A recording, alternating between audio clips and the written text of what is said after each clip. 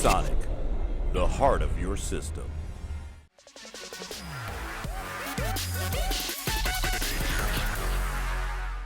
I'm the awarded for Kit Guru, and today is the day that reviews go live absolutely everywhere around the globe for Intel 9th Gen CPUs. We obviously had the PR launch a week ago, but today's the day you can actually see actual reviews of i9-9900K, which is, well, we've got an engineering sample rather than the retail part, but it's certainly very close to the correct thing. As to whether it's exactly identical, no way of knowing. There's also the i7-9700K, which is the same part but without hyperthreading. So I've done some testing with hyperthreading disabled to get an idea what that would be like. And i5-9600K, which is the 6-core part. Haven't got one of those, can't really replicate it by disabling cores, wouldn't be fair.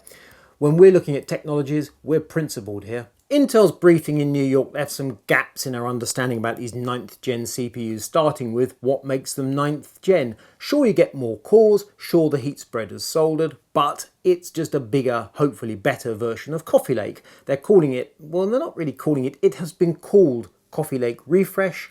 As to what actually makes it a refresh rather than an extension, well, perhaps that's just nitpicking, but nonetheless, we've gone to 9 series part numbers, and the same is true for Skylake X, so clearly they're pushing to the end of the line with 4 digits. I must confess, I have long hated the core name. I don't like the fact that the Core i5 was typically a quad core.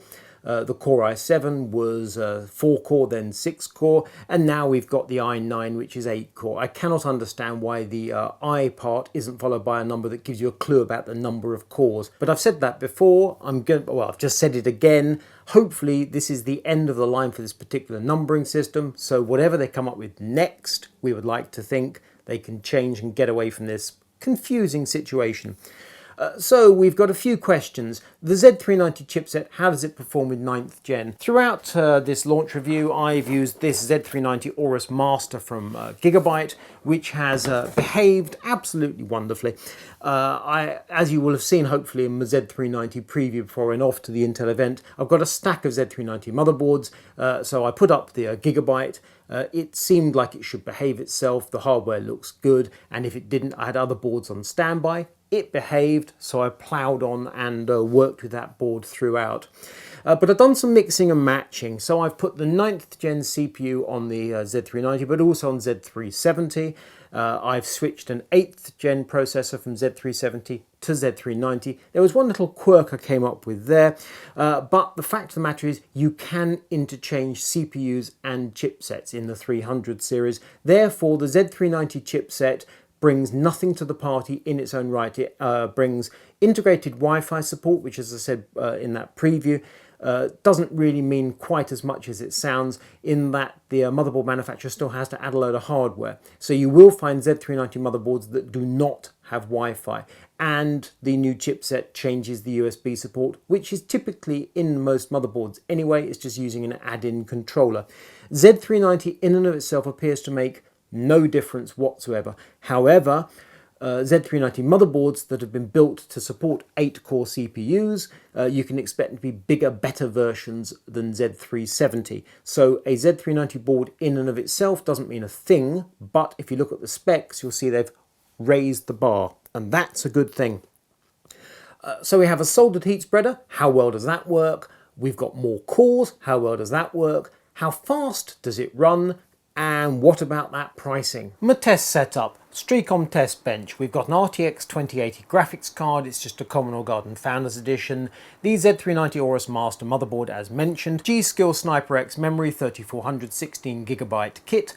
No 64 gig kit here, you will note. We also have a 1300 watt prime platinum power supply from Seasonic. And then the cooler is a Fractal design Celsius S24, which is a 240mm Ace Tech. Apart from the fact it works well, it also has a variety of mounts such that I can use it on absolutely everything, because I'm using Core X here, Core X series, so that's LGA 2011-3. We've also got Ryzen 7 2700X, therefore AM4, and we've got LGA 11.5X, which means that cooler can move across from platform to platform, so no air cooler from the AMD box here either. So we're good to go.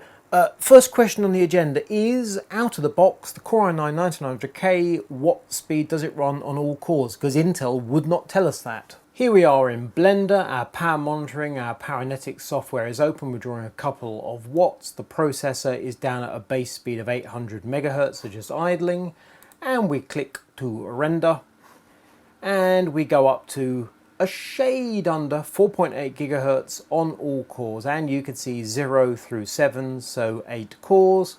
Power draw has shot up to 175 watts for the CPU. HW Info says 171 watts. I'm going to say it's a fraction higher, 175, but we're in the correct ballpark.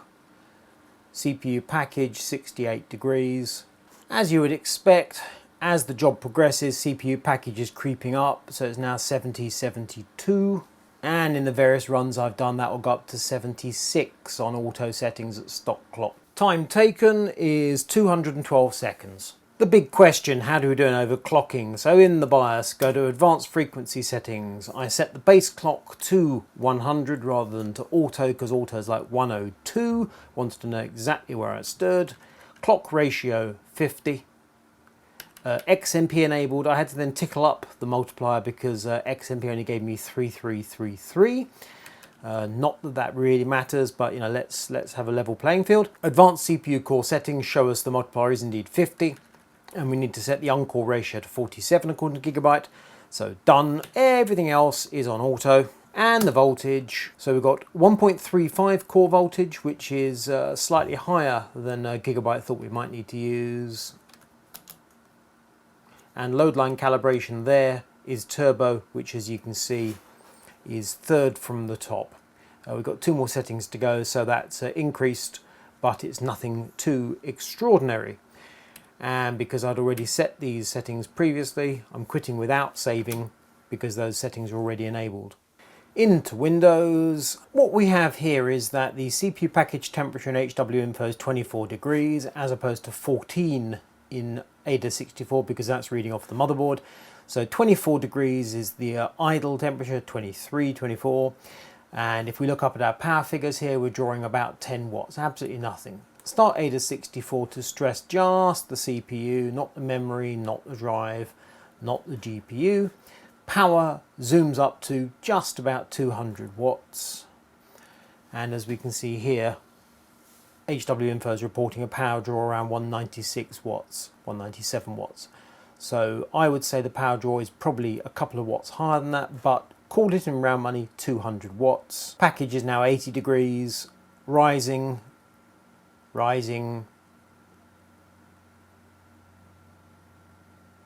and then it just drops back a little and bounces around. So we can agree we're drawing 200 watts at 5 gigahertz and the temperature is heading up towards 90 and then falling back. So it looks as though there is a hint of throttling occurring. And that set the parameters for testing the i9-9900K. Out of the box, 4.8 gigahertz all cores. If you're doing something that's lightly threaded, it'll go to sort of 5.0, 5.1 or 1 or 2 cores. But on all cores, and you make the thing work hard, 4.8. Or you can overclock it and drive the temperatures up to throttling territory, 5.0 gigahertz, which is nothing. So 4.8, and Gigabyte's optimistic, you might get 5.1, 5.2 and 1.30 to 1.35 volts. No. In fact, I tried 1.4 volts, which I have used previously on Coffee Lake, and that didn't help. So that processor, he says, pointing in the correct direction. This engineering sample of i9-9900K would appear to have a limit of 5 gigahertz unless you're doing something quite extraordinary. So 4.8 is delivered at maximum performance.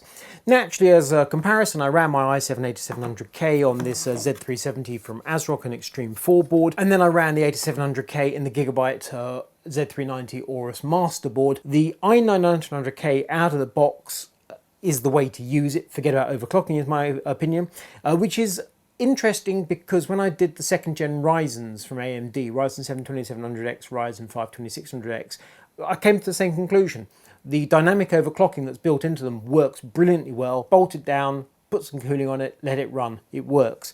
And it would seem to be the same with the i9. What I don't know is whether Intel's done something clever with the i9 or if it's just kind of how technology has always been, and now it's got a soldered heat spreader, it's able to actually deliver the performance it should have been able to deliver anyway, but the tin was previously holding it back. When I disabled hyperthreading on the i9 to make it a fake i7-9700K, it brought the performance really close to the Core i7-8700K, which is 6 cores, 12 threads. So 6 cores, 12 threads, 8 cores, 8 threads, very similar, given that the clock speeds are also very close. Which makes me wonder about the performance of a genuine i7-9700K. That is going to be an interesting processor for gamers, but as I said in the preview to this review after I got back from New York, it's £100 cheaper than the i9. And that doesn't strike me as any great saving. I mean, £500 for an i7-9700K or £600 for the i9. Instinct is that the i9 is going to be the one, but I haven't done an actual direct back-to-back comparison of two retail processors. I've got an i9 engineering sample, disabled hyperthreading to pretend I've got an i7. So the i7 certainly looks like a competent performer, but the difference in price does not appear to be enough. Nonetheless, the figures in the graphs should be of interest to you. Visually speaking, this review is a catastrophe because, of course, one processor looks much like another processor. This new 8-core Core i9 looks very similar to the 6-core Core i7 that preceded it. Also, and this is tricky is the best word, this is very much a review of the Core i9-9900K rather than 9th gen, because as far as I'm concerned there isn't a 9th gen, this is a refresh of the 8th gen, and each of the three models are individual and specific. As to why Intel has separated the stack the way they have and what they're playing at, I'm genuinely confused. I'm hoping this is going to become more clear over the next week or three, because we've had talk that the disabling hyperthreading in everything bar the i9 is something to do with security. It's something to do with spectrum meltdown and reducing vectors for attack. But the thing with that is, if removing hyperthreading reduces vectors of attack, you'd think they'd remove hyperthreading in all their CPUs. So I don't understand that. I can only think that the reason that you get the 8-core 16-thread, then the 8-core, then the 6-core, is just to put clear lines of separation between each processor in turn. To my mind, the i9 at the top of the stack is better value for money than the i7 that comes one notch down, because £600 against £500 for double the threads. But the pricing is absolutely absurd. I'll come back to that. Let's start by saying which processor lost this test. It's this one here. It's the i7-7820X, Skylake X on X299. And the reason it's lost is because its clock speed is way down compared to its desktop brethren. I don't think it's an entire coincidence that Intel announced the 9th gen 9800X going up to 9980XE with soldered heat spreaders, and yet we haven't seen them yet, because the i9 9800X, which is 8-core 16-thread at the bottom of the stack, in terms of pricing looks really cheap, and then you step up a chunk to the i9 9820X, which is the 10-core. But those two models down the bottom of that stack, I think, are going to be points to the correct processor. The i9-9900, I think there's going to be a lot of crossover. And if the Skylake X refresh, if that's what it is, rather than base and falls, if that, with the soldered heat spreader, can ramp up by a few hundred megahertz, then you're going to be in the realms of pick a platform, because the entry-level high-end desktop and this processor here, the processors will be the same money. Motherboards are about the same price. Why wouldn't you put yourself on the high-end desktop route rather than starting with an expensive Z390 motherboard and an i9-9900K, which is obviously the top of the tree? You're not going to go any further. or you can start with, there's either X299 or there are rumours about a refresh for that, which would be X499, I think they said, because the 399 is Threadripper. So if you start down that route, you've then got the option, if you choose, to bump up your processor to 18 cores, you know, if you want to use many more cores for video editing or some such, and you're into quad channel memory and all sorts. High-end desktop Skylake X, at the moment, the Core i7 7820X, that loses. Even though it does have its merits, but in this context it loses. But it's perfectly possible that its replacement will be absolutely back in the mainstream. Then we have Coffee Lake on Z370. And the thing that's really becoming apparent to me here is that the Coffee Lake boards, they had to be bumped up in terms of juice compared to Kaby Lake because suddenly we had 6 cores of processors, and they had to be worked on by the manufacturers, and some did a good job and some did a less good job. We saw a similar thing with Ryzen 7. When Ryzen 7 launched, the first wave of boards really weren't that good. They tended to be problematic. Although that's different because the manufacturers could be forgiven for wondering whether a Ryzen was actually going to be a platform that went anywhere. And of course, it's gone great guns, absolutely brilliantly. So when it came to the second gen Ryzen 7 2000 series, the motherboards, they really stepped up. Good bits of work. I mean, there are some cheaper boards that are less good, but the good boards are really good. And it seems to me it's the same as Z390, that Z370 could be good or could be less good. Z390, I'm sure there are going to be some, boards you don't want to touch, but there are going to be some better boards that you really will want to go for. On the other hand, if you buy the i9 9900K, plonk it on a cheap board, I don't know how that's going to work. I don't hold out a lot of hope for it because power delivery and cooling are so important to the platform. Intel has obviously delivered the i9 absolutely at the limits of its thermal performance. And then we get the bigger picture. So AMD's been pushing forward with Ryzen 7 and then Threadripper saying cores. We know that it doesn't cost AMD a great amount of money to put those cores on the table because of their CCX approach, which we applaud. It has a lot of benefit. We also know their clock speeds are lower, whether that's because of the CCX approach or different technology, we're not entirely sure.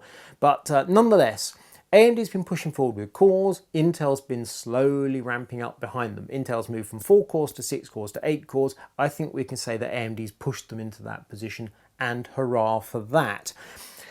What's going to happen next, we hope, is that the software developers will actually start to take advantage of those cores. Now, we need to actually see it happen in practice. AMD, 8 cores. Intel, 8 cores.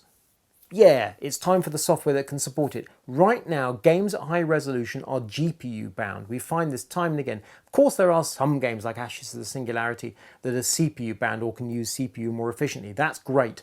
But nonetheless, generally GPU bound. Now, if you're playing with a high-end platform and a decent GPU at 1080, yes, you can find that actually it's the CPU that you want. In which case, I'd say to you, higher resolution, get a decent monitor, play at a higher resolution, because games at high resolution look wonderful. That's just all there is to it. But you need the hardware. So you're going to be spending a fortune on your graphics card, which takes us around to pricing. But before I forget, I said in the introduction I found a quirk, and that was running the i9 on the ASRock Z370 board. The auto voltage setting was 1.5 volts, 1.512 from memory. I've never seen an auto setting that's gone anything like 1.4. Now, I'm not in any way putting any nasty on ASRock for that. Brand new processor, a BIOS update, I'm certain will sort that out. I think the idea that anyone's going to run the i9 on the Z370 Extreme 4 is remote. I don't know if anyone else will ever do it. I've done it.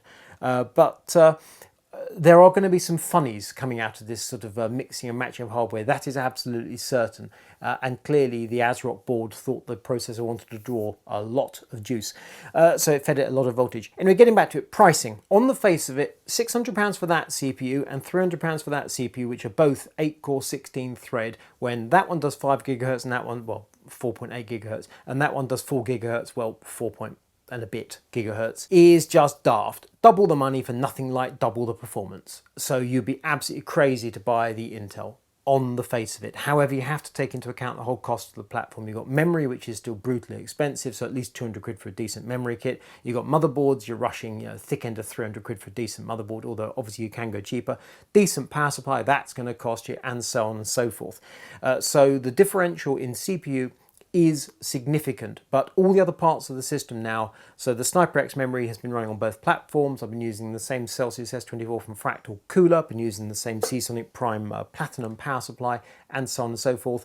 It's the motherboards, and these motherboards are not significantly different in price, and the difference in the CPU. So £300 is a lot of money, no argument whatsoever. Nonetheless, to say double the money, yeah, but not double the cost of the system. Nonetheless, the Intel is stupidly expensive, crazily expensive, almost insultingly expensive. And I am astounded that Intel has priced the i9 without any reference to the Ryzen 7 whatsoever. It just seems to me either willful or arrogant. I'm not sure which it is. The idea that the punters are not going to consider £300 against £600 and vote at least partly on that basis, I can't see it. And £300 against £500 for the i7 without hyperthreading. That's also a colossal difference. Now, when you start getting into, are you work on video editing or some such, if you're doing Blender, if you're using a lot of CPU power and you're not really gaming that much, then of course you can move off to the high-end desktop, he says, pointing at the Skylake X, or indeed you can move to Threadripper. There are different platforms available, but not exactly for amateurs, but for the enthusiast, these platforms will handle video editing really nicely. The i9-9900K has good performance, no doubt about it. The fact it has stim, but the power and heat are really not good. Intel has had to solder the heat spreader just to keep it at the same level as the 6-core Coffee Lake. I'm actually surprised at how little benefit there was from it. I expected to see more benefit. But no, the heat on the i9-9900K is slightly concerning. Run it out of the box, do nothing with it, it's good. But of course you don't have the option of delidding it and putting proper cooling. You know, how it comes is how it comes. So I doubt that putting a custom loop on it is going to make a massive amount of difference compared to that Ace Tech. Ace Tech does a perfectly decent job. I will try a custom loop block on this CPU and see how it behaves, but I don't hold out much hope it's going to make a radical difference. I was also truly impressed throughout my benchmarking, incidentally, that the Gigabyte Aorus Z390 Master, the VRMs on that were just running so cool at all times. It was quite awesome to behold, which again goes back to my point, which is that the quality of the high motherboards has stepped up considerably in this generation. What should you spend your money on? Without seeing the i7 and the i5, very tricky to say. At the moment, I cannot see any reason to upgrade to Intel 9th gen. I just cannot. If you have an 8700K and you haven't delidded it, and you delid it, then you're basically there. So what would be the point in buying yourself 8 cores, a very expensive CPU? Can't see it. Skylake X, the soldered 9th gen CPUs, they're coming out relatively soon. If you're considering spending this type of money, and particularly if you're considering buying a motherboard and a processor, it would seem to me, so that's 900 odd pounds, or potentially more. Wait. Please wait, see what that one does, because you might want to go X299 instead. If you're considering dropping this CPU in your existing Z370 board, depending on how good the board is, that might work, but you're not going to see a lot of benefit, I would say. My takeaway here is negative, and that's really disappointing to me. This is a big launch. I'm really glad Intel's made the move and put 8 cores on the desktop, finally. The fact it's just that one model that's got the 8-core 16-thread and then 8 cores and then 6 cores, so it's very much a halo product, but the pricing is absolutely just outrageous. I don't see why they didn't produce this processor a year ago. On the other hand, Intel's roadmaps have been in turmoil with the lack of 10 nanometer, so this product was presumably never meant to exist, but here we are. It does work. I guess they wanted to do 5 gigahertz on all cores out of the box, but it doesn't. Nonetheless, 4.8 out of the box on auto is pretty darn impressive. And the temperatures on auto are reasonable. Nonetheless, it's got a lot of negatives. You need to go back, you need to look through the graphs and see exactly which scenario suits you, because the idea that this processor is going to suit everybody out there, not in a million years, not a chance. For many people, this Ryzen 7 2700X is overkill, and now that's starting to look like an absolute pussycat of a processor. But this is an animal. Does some incredible things. It costs a fortune. If you overclock, the power draw is substantial, and those temperatures, they get high. Look around, you'll find a bell button that'll alert you to new videos as they become available from Kit Guru. I'm Leo Waldock. Do give it a thumbs up if you like it, and this is the launch of Intel Core i9 9900K.